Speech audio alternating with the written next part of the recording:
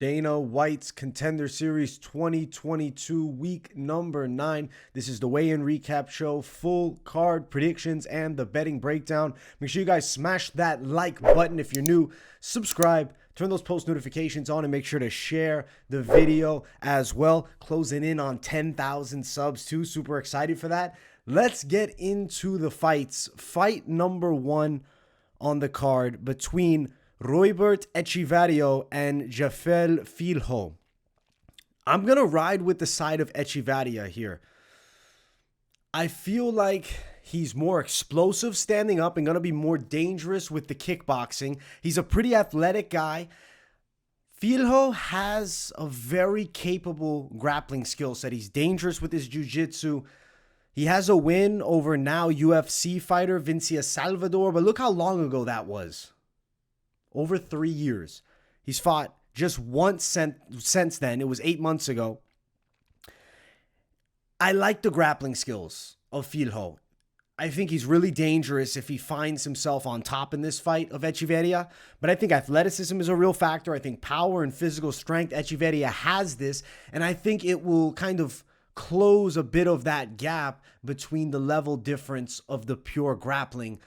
I think on the feet, Echeverria clearly better. I think he could actually hurt Filho striking, maybe even knock him unconscious.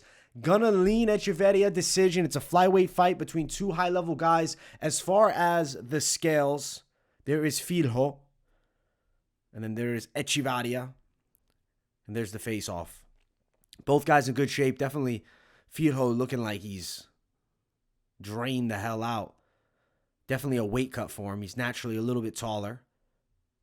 If he's on the floor, he's in a good position. But striking, I think he's in trouble. And I think Echeverria has the takedown defense. Maybe gets put in bad spots a bit, but there's not a significant striking threat with Filho, which really makes me feel good about Echeverria in this fight. As far as the odds, Echeverria is upwards of plus 150, wide underdog. Filho minus 155. I would lean towards Echeverria by decision, but the KO prop is listed at plus 375. By decision for Echeverria, it is sitting at plus 400. I'm going to lean it to that decision side with Filho. Maybe able to take a round and have some moments in the grappling, but ultimately outstruck by a guy with better boxing, quicker footwork, and just overall better stand-up skills. And I think the takedown defense should hold up. Echeverria over Filho, and I'm going to say by decision. Next fight on the card, Nurullo Aliev versus Josh Wick. Aliev has a little bit of a Nurmagomedov look to him. And I do think he gets the win here, but it's not like he's super impressive.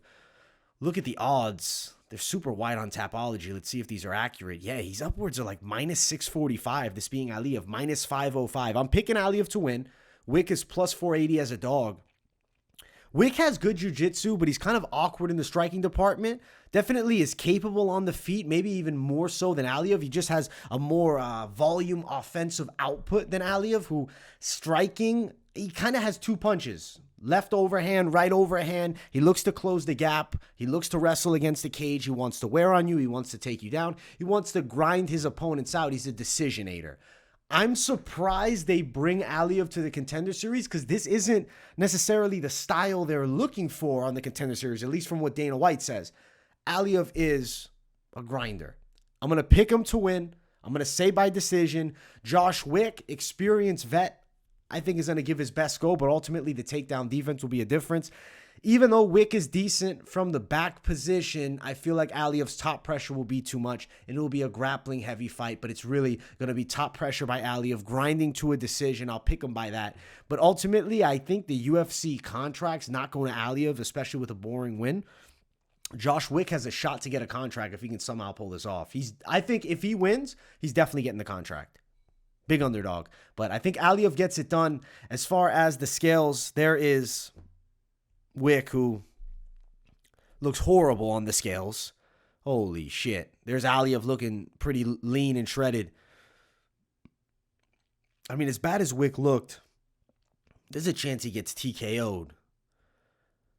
but I don't want to, base it just on the physique. Aliev should win by decision because he is a decisionator. But maybe he gets his first TKO here and he shows a new wrinkle to the game. Maybe he gets a submission too, but I respect Wick's jiu-jitsu skills. I'll say Aliev by decision is pretty likely. Minus 150. No plus money for it. Aliev KO, TKO would be plus 450. I don't think that's very likely. I think Aliev decision, clearly using the wrestling and superior to Josh Wick. Aliev for the win. Next fight on the card. Austen Lane and Rickard Jacobi. I'm going to be picking Austen Lane to win by knockout here. You got two strikers, which I like a lot. When you put Austen Lane in there with a guy that can wrestle, he's going to be on his back. Juan Adams was controlling him in their fight. Ultimately, Austen Lane was able to survive and get it into the later rounds, and he gets the stoppage with a beautiful straight. It was kind of an early stop, though, but Juan Adams had nothing left in the tank. Austen Lane is fighting a fellow striker in Jacobi who's coming off a draw, which without for a point deduction, he would have lost the fight. This is a feed me fight. This is a give me. Austen Lane's a big heavyweight. He has a sellable look. He's probably going to be a guy that they put him up against the back enders, and you maybe have him throw down with like a Vandera or a Chase Sherman. I'm going to pick Austen Lane to win by knockout. He's a good athlete, very chinny overall. Not saying he's got a glass jaw, but he's been chinned in all of his knockout losses. Greg Hardy crushed him when he fought on the Contender Series. I don't know if you guys remember that season. He fights Jacobi here, who probably shouldn't even be getting a fight on the Contender Series. I think he gets knocked out. Now, if Jacobi snuck a big punch through and knocked out Austen Lane, would I be surprised? I'm going to say not really because of the chin. So it's a very concerning play if you're betting it money line. Let's first look at the scales. There is Austen Lane. There is Jacobi, Rickard Jacobi. And then there's the face-off. Austen Lane looks like Predator. And honestly, Jacobi looks like your average dad, an accountant.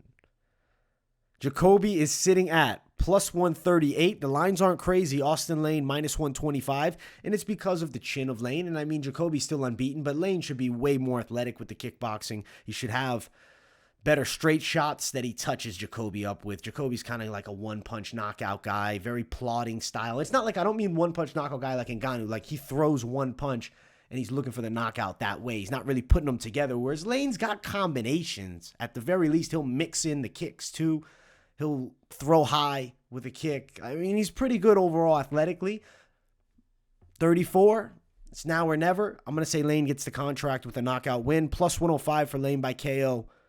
Not a great bet. Let's see what the other side is. Jacobi by KO. What's that line? Plus 310. A little bit more juice on it. But ultimately, coin flip if you're betting on the KO props. I think one of them gets knocked out. I'm going to lean towards Jacobi being slept by Lane. But ultimately, the chin of Lane would be very concerning if you're throwing down on him. I wouldn't highly recommend it, but I do think he wins. Co-main event. Raul Rojas Jr. versus Mando Gutierrez. I am riding with the 17-year-old to win the fight and get a UFC contract. Raul Rojas Jr. is a monster on the floor. Granted, he's fought essentially nobody. Fair. Very understandable for people to be maybe a bit like, hey, let's look at this dog real quick. But from what we've seen, Rojas, we have to trust in the hype. The kid looks like a monster. He's beating the guys as he should. You look at Gutierrez, I do think he's a decent grappler in his own right, but iffy takedown defense, even though he's got good takedown offense. I think the striking of Rojas is a pure unknown. We really haven't seen much of it, especially matching up against Gutierrez. I don't think Gutierrez is going to have super dangerous stand-up here. He's more so going to use the grappling himself for the most part, and I think he's outmatched in that department. I'll say standing up, though, Gutierrez would have his best shot if he can let some hooks go. He's decently quick and athletic. He's going to be the shorter guy here. I think Rojas gets him to the floor. I'm going to actually say Rojas to win by sub. We might be buying into the hype a bit, but I think we have to here because this kid at 17 seems to be a problem. I'm going to say yes, he is, and I'm going to say yes, he gets the contract on the Contender Series and becomes the youngest fighter, I believe, in UFC history, being 17 and nearly 18. Tomorrow, fight day, he's going to be a day away from 18 years old. He'll be signed at 17. I think that's what the UFC is hoping for. I think that's what happens. Rojas, Rosas, excuse me, not Rojas. There's Gutierrez. There's Rosas. Rosas Jr. Interesting look to him. He's got maybe like a little Chimaev lip to him. And there's the face-off. At 17, fighting to get a UFC contract, kid's a straight savage. I'm picking him to win. I'm going to say submission. Line for it. Rosas, minus 150. Gutierrez, plus 135. Rosas, not Rojas. Rosas to win by a submission, plus 145. So kind of an expected result for him here. I do think he gets it done by submission and beats Gutierrez. I'm going to trust in the prospect. I'll trust in the hype on this one. Main event of the evening, Leon Aliu versus Brunno Ferreira. I'm going to ride with Leon Aliu. Brunno Ferreira is dangerous and powerful, but as is Aliu.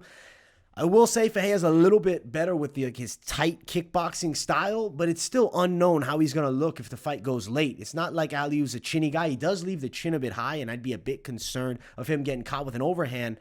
But Ferreira kind of throws shots from outside range at points. Aliu has a really weird winging punch style, but he's got a lot of power. I kind of see there being a chance of Ferreira gassing, not getting the stoppage early, Aliu still being in the fight in the second, and then unloading this awkward winging hook combination that drops Ferreira and he TKOs him. I'm saying second round knockout for Leon Aliu to upset Brunno Ferreira. As far as the lines for this fight, Brunno Ferreira is minus 240, Aliu's plus 210, and we'll look at the fighters on the scales. There is Brunno Ferreira, and there is Leon Aliu. I don't think you can count Aliu out. He can crack with a lot of power. He's unorthodox, never been knocked out. He seems to be pretty game, decent competition. I mean, this fight, not. That's shit. I mean, he's fought some guys. Cage Warriors win. Same can kind of be said on the other side. Similar competition level. Ferreira looks dangerous right now. He does also look like he mixes in the takedowns well, but Aliu also has a good amount of wins by submission. Both guys are finishers, and I think someone's getting finished. I think this is a matchup between guys who have UFC-friendly styles, especially Contender Series-friendly styles. Aliu, I say it's kind of like now or never at 33. This is a really big opportunity. Ferreira 29, a little bit younger, maybe a little more time in the game to build. I'm going to say Aliu can get the knockout here. I'm going to bank on it. But ultimately, if Ferreira wins the fight, there won't be a huge shock. I mean, he is a fair-sized favorite for a reason. There's a lot of respect on the lines by the bookie. But to me, Aliu, I think, has a legit chance. I think the boxing, as awkward as it is, could be effective against Ferreira, especially if Ferreira starts gassing. He wings an awkward overhand from outside. Weird flurries by Aliu. He might be getting the knockout. Aliu KO TKO is plus 700. Aliu moneyline plus 210. I'm riding with Leon Aliu as an underdog on this week's Dana White's Contender Series. Shout out to the dude from Italy. He was born in Albania, but resides in Italy, so gotta respect the Italians. Let's see if we get one in the UFC here against a game Brazilian Brunno Ferreira. Overall, I like the matchups a lot. I think we're gonna have really good fights. If you're looking to parlay things up, how am I gonna play it? I think best way you could go towards is Echeverria as a dog with Rosas plus 292. You bank on Aliev, doesn't add much, but still plus 352 is more than you had before. If you add in Austen Lane, plus 687, but I'm not suggesting you do that. I think this is the way to go. Echeverria, Rosas Jr., and Nurullo Aliev. I think that could be the play, especially if you want to play a dog. You don't want a dog in there. You're getting minus 108. I still think this is a high likelihood of success play, but ultimately the value isn't great. But I do think these are guys that get the wins. If you threw in Aliu, what happens here? Let's see if we just go clean sweep across the board. What's that line? Plus 2,302. Hail Mary lottery ticket here. Very Hail Mary. Not recommending it. It would just be light sprinkle, have some fun with it. But overall, I think the parlay we did with Echeverria, Aliev, and Rosas Jr. could hit. I think it could hit.